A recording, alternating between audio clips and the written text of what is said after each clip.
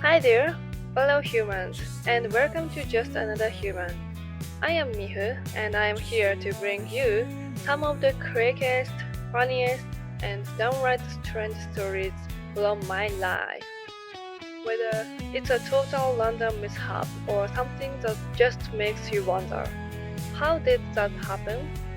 You will find it here.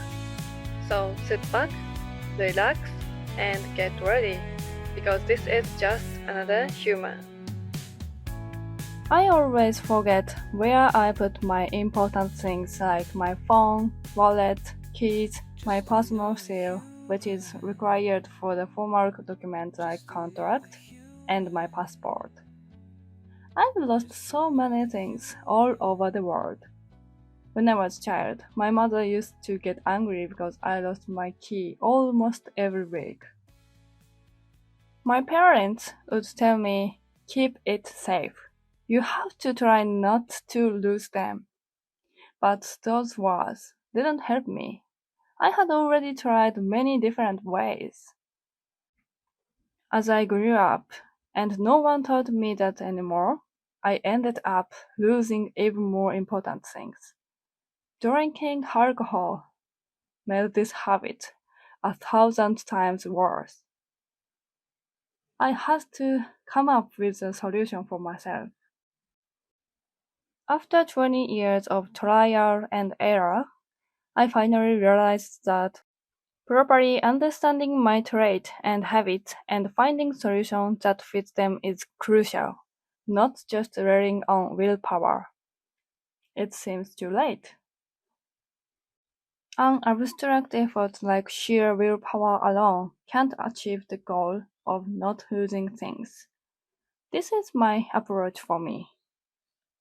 First, analyzing what I tend to lose and how I lose them based on fact. Second, considering why it happens. Third, designing a solution. 4. Managing the risk. Here is an example of how this process works.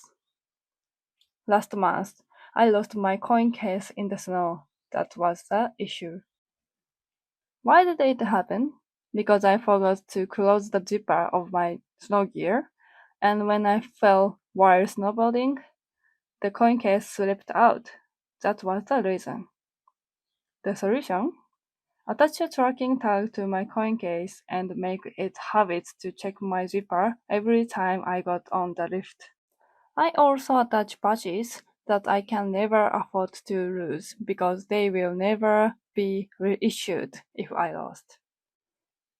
Actually, I already knew I would lose my coin case. It's just my habit and past experience. The good thing was, I didn't put much cash in it, only a few coins and driver license. To reissue driver license is a hassle, but the damage was kept to a minimum. That's me. I know myself. This process is the same as my job, identifying problems, analyzing causes, and designing solutions. I work as a designer specializing in graphic, web, and applications. My main job is creating user interface designs for native mobile applications. Additionally, I establish design guidelines and principles, which means I create rules to ensure that everyone working on the same project follows a consistent design approach.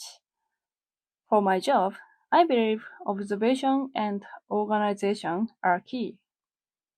Rules need to be simple and minimum so that I can stick to them. If they are too complicated, I will break them sooner or later. This is also a principle I follow in my design work. Ideally, I would be able to keep my house clean without any rules. I like organizing, but I only categorize in broad classification, such as documents, cosmetic, outdoor gear, games, and knitting. I also rely on hardware like tracking tags and smartwatches. With this approach, I don't need to remember every little detail. To create guidelines, I should think flexibly about who the users are and what tendencies they have. If I weren't a designer, I would lose everything and my house would get messier and messier. Thanks for listening. Until next time. Bye bye. Sayonara.